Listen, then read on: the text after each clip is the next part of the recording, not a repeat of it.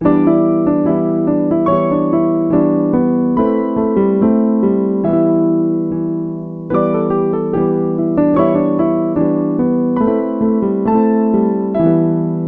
Purcell presents. Hey, that's me, Charles Purcell. Thanks for tuning in today. You know, I'm thinking... Oh, hi, Peter. How are you? I'm good. How are you? Yeah. Happy to be here. Did you vote in the last election we just had Sure. a week or two ago? Oh, I always vote. Good. Yeah, absolutely. I'm really glad to hear that. So you're not one of these guys who says, no, voting... Oh, yeah, I've got a lot of friends who say that. Yeah, some people don't vote, and I kind of understand the argument. Both parties... Yeah. Are, evil. They are. I agree. They're the same. Yeah, it's hard to vote. I mean, I have some sympathy for that. I'm not a Democrat. I'm not a Republican. I think they're both tools of corporations. I agree. Absolutely.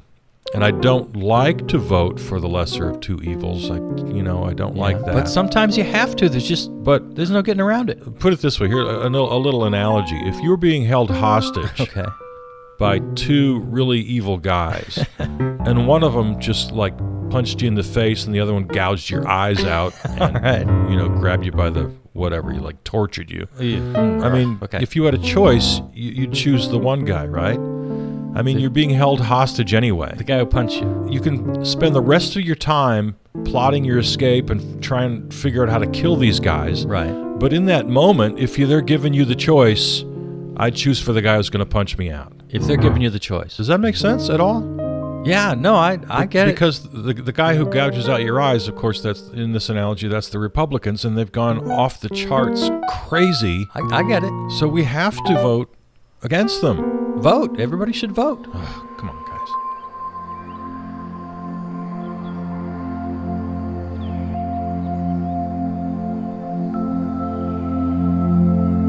Now that you've cleared your area of all distractions, removed unwanted material possessions that don't provide nourishment to your soul, we can get started.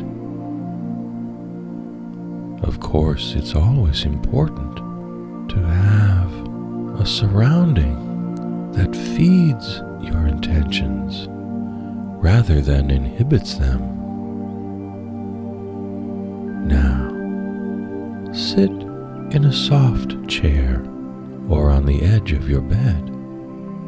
Lean down as best you can, and if you're wearing shoes, remove your shoes. Shoes are seldom necessary. I only wear shoes on special occasions. For instance, if I have to appear in court for some, domestic disturbance. I'm not saying I was charged. How do you know? Maybe I was the victim.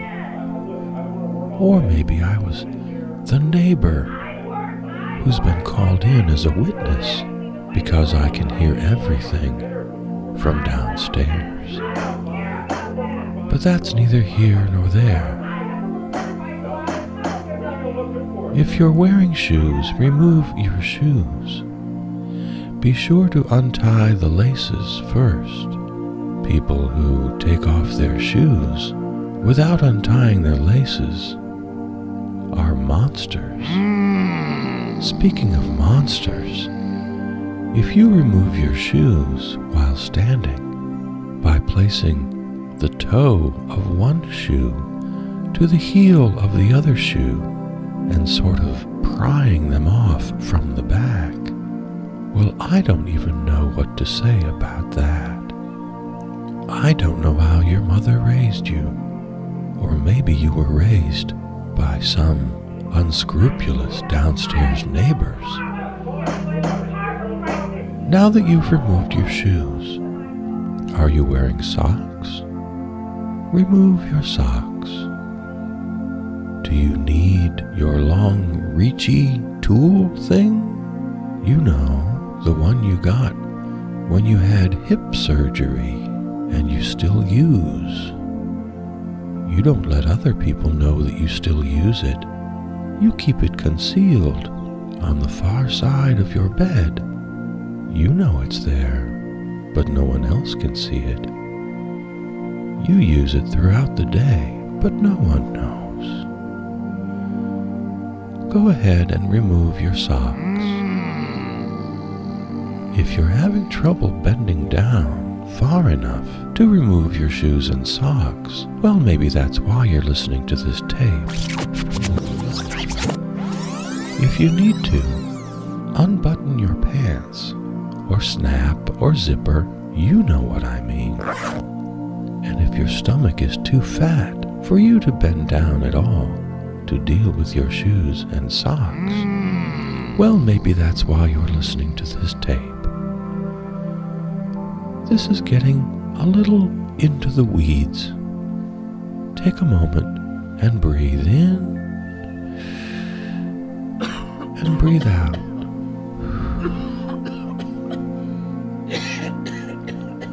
I'm going to go ahead and assume that all of us have our shoes and socks removed. Did you notice how I said socks? I didn't say socks, because that would sound silly. To be respected, to attract positive energy in your life, you must always practice speech patterns that resemble more the California accent rather than the Midwest accent. Longer, more relaxed vowel sounds as opposed to the harsh, shrill, short vowel sounds of the Midwest. H-O-T is not hot. H-O-T is hot. Take the name Dawn. If you were to spell dawn, how would you spell it? D-O-N. How would a Midwesterner spell dawn? D-A-W-N. Dawn, dawn. They sound exactly the same. Well, then how do you tell the difference? A Midwesterner might say. I say dawn, D-A-W-N, and Don, D-O-N. Two different names, two different sounds. I think I've gotten off the topic. Let's take a deep breath in and a deep breath out. Now you're barefoot. At least you should be. If you haven't managed to take off your shoes yet, I suggest you turn off this tape and go have a muffin. All right, those of us who are still together, it's time to stand and allow the energy into your feet, up your leg, and, well, whatever's next. And your stomach. Your core is so important to you. Like the core of an apple, it's always there, holding everything else, never to be eaten. People who eat apple cores have bad energy. Once when I was young, my friend, I won't name him, I think he still knows where I live. He dared me. In fact, he double dog dared me to eat an entire apple, including the core and the seeds. My other friend told me that an apple tree would grow inside me and I would be consumed by it and die. A third friend told me that was an old wives' tale, but that I probably would get sick and have a very hard time releasing the apple core from my body in the traditional way. I gave in to the double dog dare, and I ate the entire apple, including core and seeds. It was then that I learned the importance of health, both physical and emotional. I learned that some friends are assholes, Now, when I said that, I didn't mean the friend who dared me to eat the apple core. Black double dog dare you! Again, I think he knows where I live. Let's lean to the left, slowly, but defiantly. How do you lean defiantly? I'm not sure that word means what I think it means, I don't think it means what you think it means. but let's go with it. Once you've made a decision in your life, and once that decision has been made manifest into the world, for example, my use of the word defiant has been made manifest into the world, and onto this tape, and into your ears. Defiantly. And even though I've used it incorrectly, and I'm not sure how to correct that error, we move forward. Not forward exactly. I think I said to the left. Isn't that right? Ha ha, that's a joke. An unintended joke. Of course it's not right. It's left. Humor has an important part in relaxation and in physical well-being. I heard a good one yesterday. Why did the chicken cross the alley? Because that's where the garbage cans are for weekly pickup, and he was taking out his garbage. Humor is in the eye of the beholder, or in this case, in the ear. Take a deep breath and release.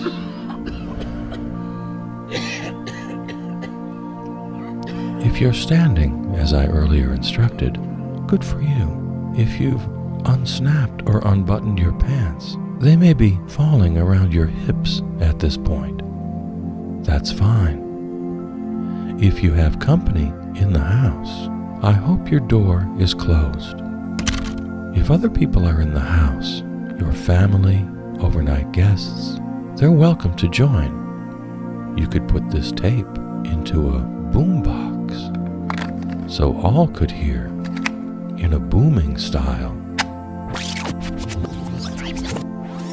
If you have a boombox and you have family or overnight guests who wish to participate in this relaxation and health benefiting tape, you may pause at any time.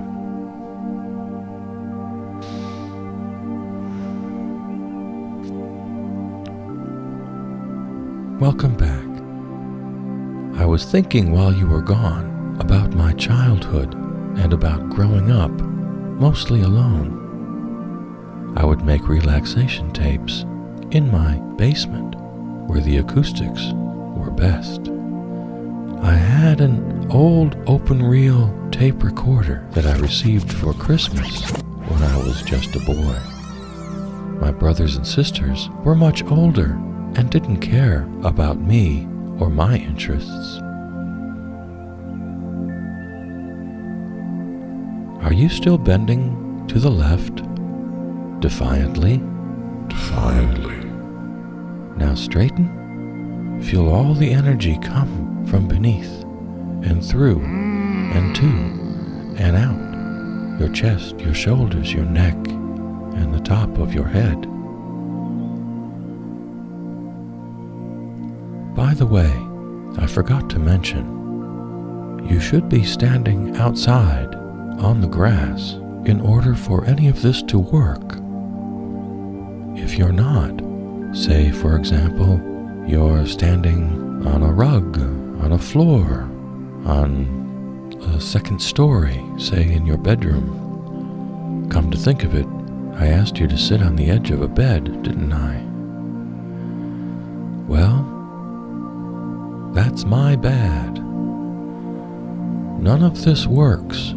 None of the healing energy will find its way through your body and soul, way up there, away from the earth. So, I guess, if you want to, maybe you should go outside.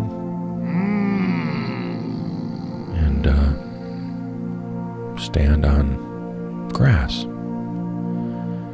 If you don't have grass, say you live in an apartment, maybe in a high-rise apartment, well then I'm not sure what to do for you. Maybe we'll come up with another tape for you. Relaxation and healing techniques for people who live in awful, horrible, congested cities. My particular bubble of white privilege assumes that you are in a nice house with a nice manicured lawn. My sunny optimism assumes that the weather where you are right now as I speak is lovely and warm. Of course, all of my assumptions are ridiculous. The odds are against all of that. So this was really just a big waste of your time. Now straighten. Breathe deeply. And exhale. Have a great day, filled with energy and purpose.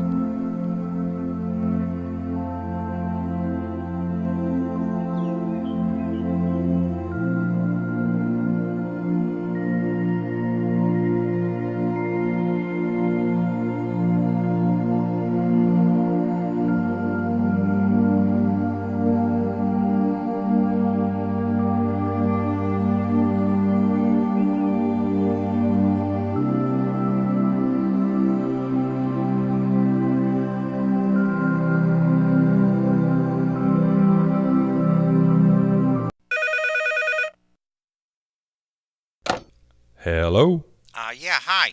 Who's this? This is Andy from the East Side. Hi, Andy. What can I do for you? Just calling to say I've been listening to your shows. Oh, thanks very much. Don't thank me yet, buddy boy. The show sucks. I'm sorry you don't care for I it. heard it last week, just tuning around the dial, you know? Yeah. And, I couldn't believe what I was hearing. But you kept listening? Well, it was like looking at a car wreck, you know, when you can't look away. I couldn't stop listening. I couldn't believe anything could actually be this bad. So I listened to the whole show, every minute, All right. thinking, well, it's got to get better, but each bit was worse than the last. I couldn't believe it. I guess the show's not for everybody. And then just when I think it can't get any worse, you finish the show with your little snarky commentary. Right. Who the hell are you? What gives you the right to spout your little opinions? Gee, Andy, you sound pretty angry. Is there anything I So can what do? I did was I went over to your website. Yeah. Yeah, I read your columns, and I saw you had links to all the past shows there, right? So Right, good. so I listened to the first show, Oh, great. thinking nothing can be this bad. It must have been just a bad episode, the one I stumbled onto. But geez, What? the first episode is as bad as the last, and then the second and the third. So you listened to more episodes? I listened to them all. I listened to all of them. Every one of them worse than the last. So you liked some better than others? Yeah, very funny, very funny. No, I didn't like anything about anything. Well, gee, Andy, I'd love to help you out here. I'm not sure what you want. I want to know what the hell. What the hell? Yeah, what the hell? Not sure how to answer that exactly. Let me ask you a question, Andy. Yeah.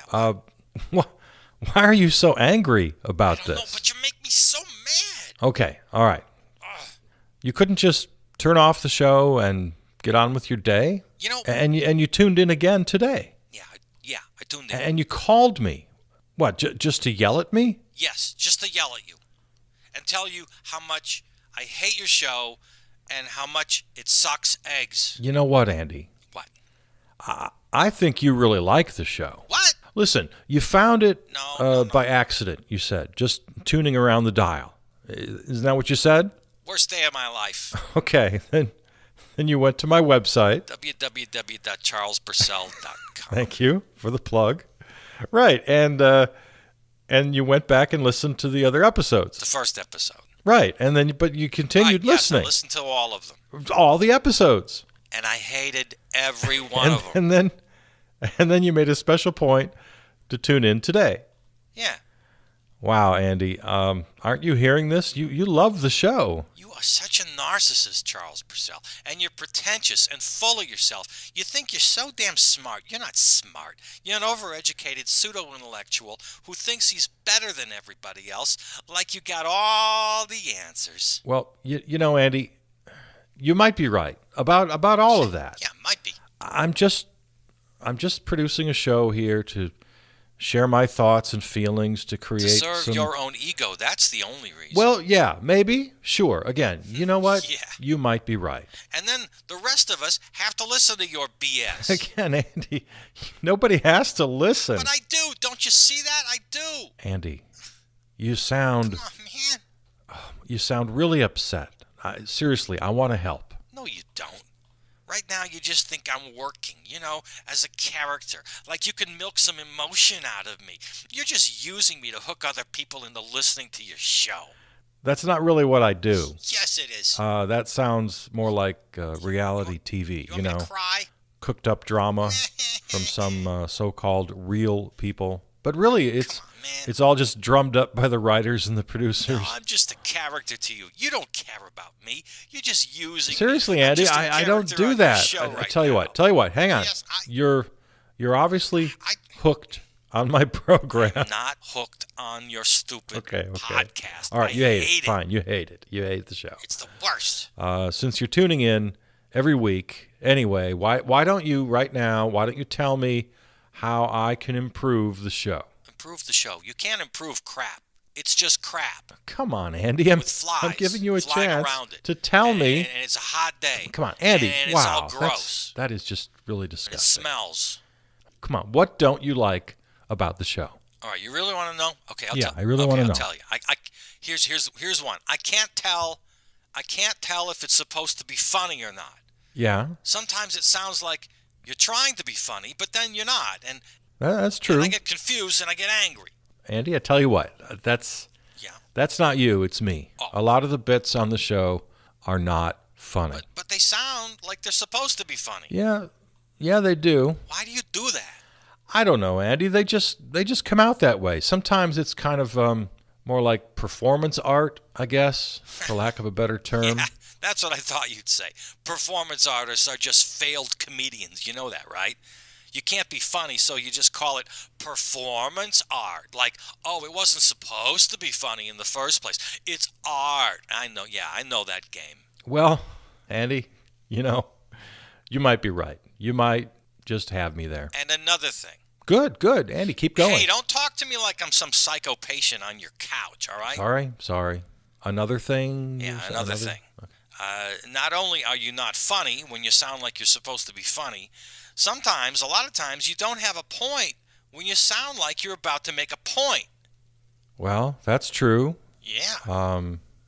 We do that here on the show. That's intentional, actually. This sounds like more funny, not funny performance art bullcrap. Again, maybe, Andy, but I have given this some thought. What I'm doing is I'm employing the use of absurdity. It's absurd, all right. I don't mean absurd in the colloquial sense. I mean absurd in the literary or artistic sense. You are so freaking pretentious. I'm sorry, but you asked. But satire is supposed to have a point. Yeah, I agree. Oh, I totally agree. Satire should have a point. Yeah. But a lot of what you hear on this show is not strictly satire per se. I'll say. It's absurdist.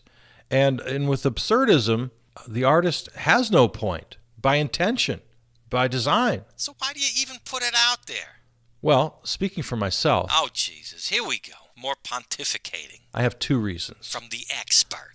First, the piece itself, in my case, a scene or a monologue, here on the show, is kind of a proclamation in defense of chance and chaos. To say that reality itself is random and therefore cannot be understood. And to kind of embrace that, kind of give us permission to admit we don't understand, to reject the overconfidence of know-it-alls who feel they can explain everything. Know-it-alls who feel they can explain everything. Does this remind you of anybody? Yes, Andy. I hear the irony in the moment. Yes, I do. So nothing means anything? Right. That's pretty dark. No, not really, because the other benefit of absurdity, kind of the yin to the yang here, is this. While pointing out the folly of believing in preordained patterns, you invite the audience, the listener in my case, to invent their own patterns to construct meaning out of the chaos presented. You write this stuff down first? And the beauty of it is that both the artist and the audience acknowledge right from the outset that meaning is being created in the moment. You know, this sounds like another excuse after the fact, because you couldn't come up with anything to really say. You know, Andy, again, you might be right, but hear me out. You said there's no meaning, and now you're saying there is meaning. Which is it?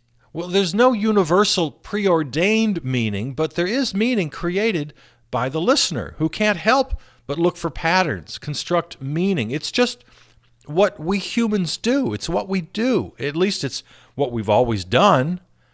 I don't know. Maybe that's changing with the omnipresence of technology and artificial intelligence and an oversaturation of media and instant information. I mean, maybe we're starting to lose that innate compulsion to create meaning, which is pretty scary.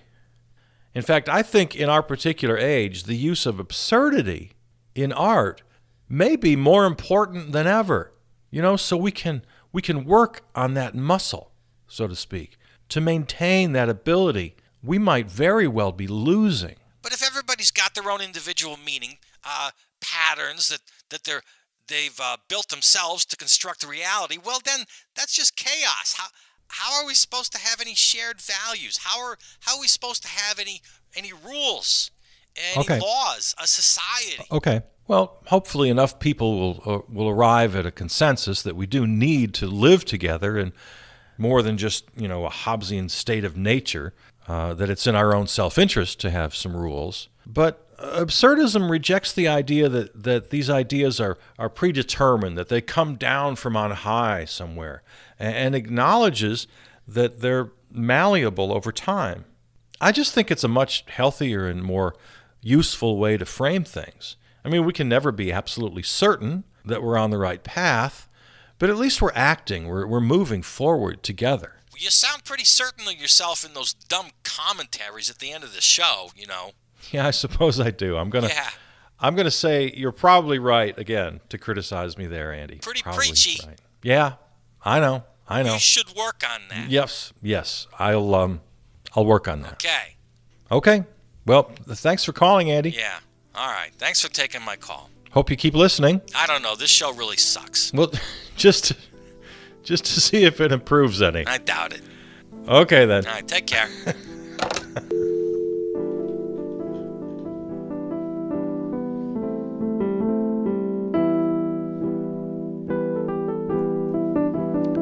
In deference to Andy's wishes, we'll skip the commentary tonight. We'll let that conversation stand as tonight's commentary. Thanks to the CBP Ensemble, music by Peter Donalds. Thank you, Peter. Find this and every episode and more at the website charlesburcell.com. You can follow me on Facebook and Twitter. You know how all that works. Listen and subscribe at Apple Podcasts or your favorite platform. You can find us pretty much anywhere. Just search Charles Burcell Presents.